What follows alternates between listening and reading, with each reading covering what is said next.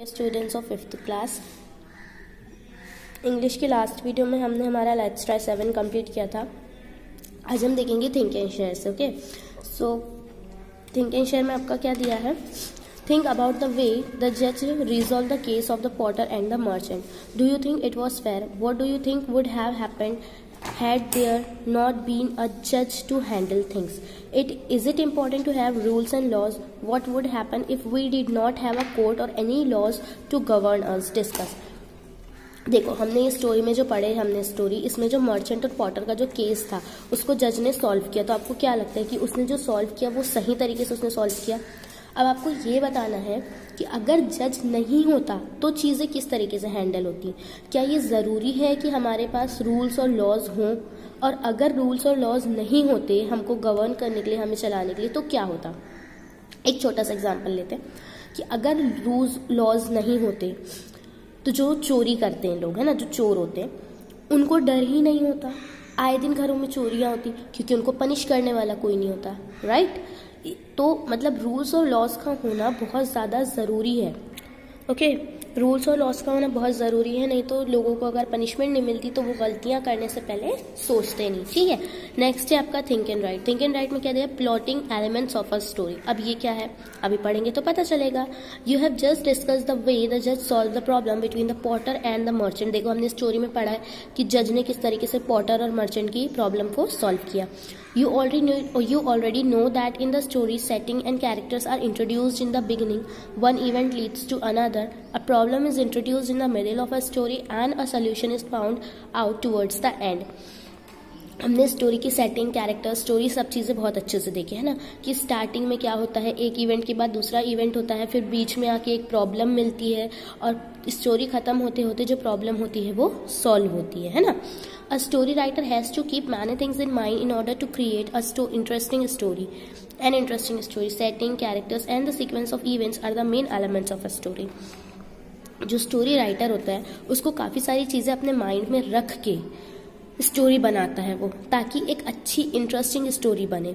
क्यों? अगर interesting story नहीं बनेगी तो पढ़ने वाला उसे पढ़ेगा नहीं, है ना।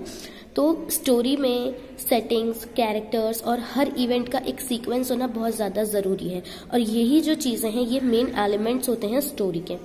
सेटिंग क्या होती है? Setting is the place where the events happen. एक के बाद एक, एक के बाद एक, एक के बाद एक जो चीज़ें होती है स्टोरी में, है ना, वो होता है सेटिंग। फिर आप नेक्स्ट पेज में देखेंगे, characters are the people. Character क्या होते हैं? पीपल होते हैं, लोग होते हैं। समटाइम्स एनिमल्स और बर्ड्स और सुपर ह्यूमन, है ना। कभी कभी एनिमल्स भी होते हैं, बर्ड्स भी होते हैं और सुपर ह्यूमन भी, वो जादुई वाली चीज़ें भी होती है ना। Who are involve in the story, जो स्टोरी में होते हैं। They use dialogues to communicate with each other and help reader understands what is going on in their mind.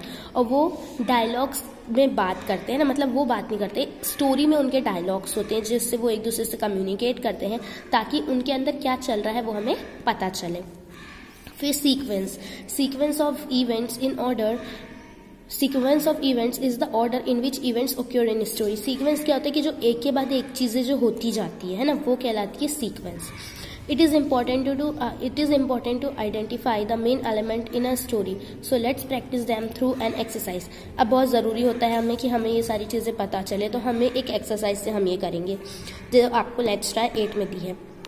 Writing about the setting, character and the sequence of the events of the story, tables turned in your notebook in your own words. आपको अपनी rough copy में लिखना है। पहले setting लिखना है story की, characters लिखना है और सीक्वेंस लिखना है। सीक्वेंस में लिखेंगे आप सबसे पहले क्या हुआ, फिर क्या हुआ और फिर लास्ट में क्या हुआ। ओके, तो ये आप अपनी रफ कॉपी में करेंगे, आपका होमवर्क है। फिर है आपका let's connect.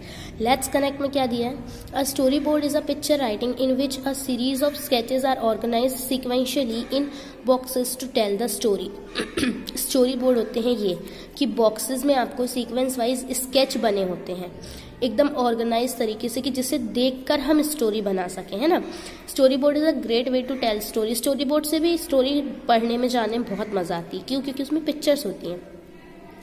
It also helps in picturing the scene if you are making a motion picture or animated story. और इसमें आप पिक्चर्स भी बना सकते हैं अगर आप एनिमेटेड स्टोरी, मोशन पिक्चर बनाना चाहें तो, है ना, जैसे यहाँ बना हुआ है। इसमें देखो एक छोटी सी स्टोरी लिख दिया कि Rahul got up late so he missed the school bus. यहाँ ये स्कूल की बस के पीछे भाग रहा है, माने कि वो लेट हो गया इसलिए स्कूल बस उसकी छूट गई है। He run all the way to school, ये भागते हुए दिख रहा है तो वो पूरे रास्ते भर भाग रहा था। फिर by the time he reach the school he was so tired that he slept of on his desk. अब यहाँ वो सोता हुआ दिख रहा है डेस्क पे, है ना। तो यहाँ बता दिया कि जब वो स्कूल पहुंचा तो वो बहुत थक चुका था, इसलिए वो अपने डेस्क पर ही सो गया। तो इस तरीके से इससे भी हम स्टोरी जान सकते हैं। तो आपको यहाँ क्या करना है, आपको टेबल्स टर्न जो हमने स्टोरी पढ़े हैं उसकी आपको स्टोरी बोर्ड बनाना है अपनी प्रैक्टिस बुक में। ओके, एक एक सीन को इमेजिन करके आप प्रैक्टिस बुक में ड्राइंग करेंगे। काफ़ी मज़ेदार एक्टिविटी ये आप करेंगे। वी केयर आपका लास्ट पोर्शन है, इसमें आपको अपनी फीलिंग्स लिखना है। I feel blank when someone lies to me, आपको ये लिखना है कि अगर कोई आपसे झूठ बोलता है तो आपको कैसा लगता है। आई फील सैड, मुझे तो बुरा लगता है जब कोई मुझसे झूठ बोलता है ना। I feel blank when someone cheats me, अब आपको यहाँ लिखना है कि अगर कोई आपको चीट करे तब आपको कैसा लगता है ना। आपको अपनी फीलिंग्स लिखना है। We all love our family members, our friends and trust them, देखो हम सब अपने फैमिली मेंबर्स को, अपने फ्रेंड्स को प्यार करते हैं और हम उन पर भरोसा भी करते हैं। But if we lie to them and cheat them we will lose their love and trust, but अगर हम उनसे झूठ बोलेंगे, उनको चीट करेंगे तो हम उनका प्यार और उनका ट्रस्ट दोनों चीज़ ही लूज कर देंगे, खो देंगे, है ना।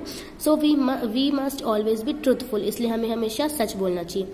That way we will always be surrounded with love, affection and trust of family and good friends, और इस तरीके से हमें हमेशा अपने फ्रेंड्स का, अपनी फैमिली का प्यार, अफेक्शन और ट्रस्ट जो है वो मिलेगा। ठीक है, यहाँ आपका लेसन जो है वो कंप्लीट होता है।